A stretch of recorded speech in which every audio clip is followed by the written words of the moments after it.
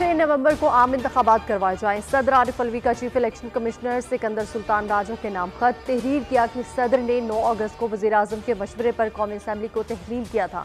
आइन के मुताबिक असम्बली की तहलील को 89 रोज 6 नवंबर 2023 को मुकम्मल हो रहे हैं।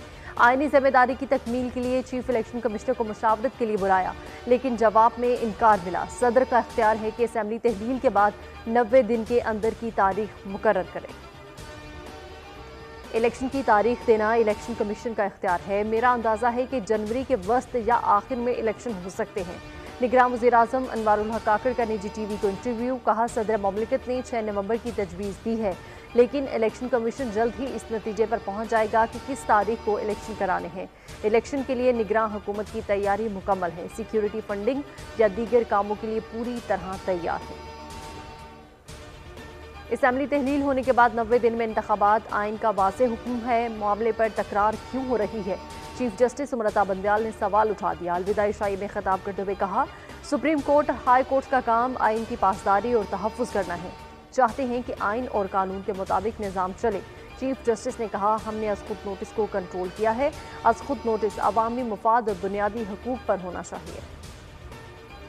साबिक सेक्रेटरी इलेक्शन कमीशन कुंवर दिलशाद कहते हैं कि सदर का खत अलामती है। सदर ने तजवीज़ दी है, इलेक्शन कमीशन इजलास बुलाकर उसको बादब तरीके से मुस्तरद कर सकता है। सदर ममलिकत का खत मौसूल होने के बाद इलेक्शन कमीशन का अहम इजलास आज तलब। चीफ इलेक्शन कमिश्नर की सेक्रेटरी इलेक्शन कमीशन और DG लॉ को खत पर मुशावरत की हिदायत। इलेक्शन कमीशन की कानूनी टीम के इजलास में सदर ममलिकत के खत का जायजा। खत की रोशनी में मुख्तलिफ तजावीज़ तैयार कर ली। कानूनी टीम तजावीज़ इलेक्शन कमीशन के इजलास में पेश करेगी। इलेक्शन जल्द अज जल्द होने चाहिए। इलेक्शन कमीशन को भी नहीं पता कि इलेक्शन कब होंगे, सिर्फ एक जमात को पता है इलेक्शन कब होंगे। बिलावल भुट्टो का मुजफ्फरगढ़ में कारकुनान से खिताब। कहा, वो दिन दूर नहीं जब पीपल्स पार्टी की हुकूमत होगी। हम कभी इलेक्शन से नहीं भागे, आवाम से मुंह नहीं छुपाया। इलेक्शन में मुकाबला करके ही ऐसे लोगों को हराया जा सकता है। पीपल्स पार्टी CAC का इजलास आज लाहौर में होगा। आसिफ जरदारी और बिलावल भुट्टो जरदारी सदारत करेंगे। नवाज शरीफ वतन वापस आकर पार्टी को मुनज़्ज़म और इलेक्शन मुहिम की क़यादत करेंगे। पार्टी कायद का इस्तकबाल पुरजोश होगा। राना सनाउल्लाह की मीडिया से गुफ्तगू। कहते हैं कि आम इंतखाबात हल्का बंदियों के बाद फरवरी में होंगे। हल्का बंदियाँ 30 नवंबर तक मुकम्मल होंगी। साबिक वजीर ने तहरीक इंसाफ के बतौर सियासी जमात इलेक्शन में हिस्सा लेने की हिमायत की। कहा कि PTI को 9 मई के वाक़यात में मुलविस अफराद से खुद को अलहदा करना होगा। शोहदा की यादगारों की बेहुरमती करने वालों को इंतखाबात में मौका नहीं देना चाहिए।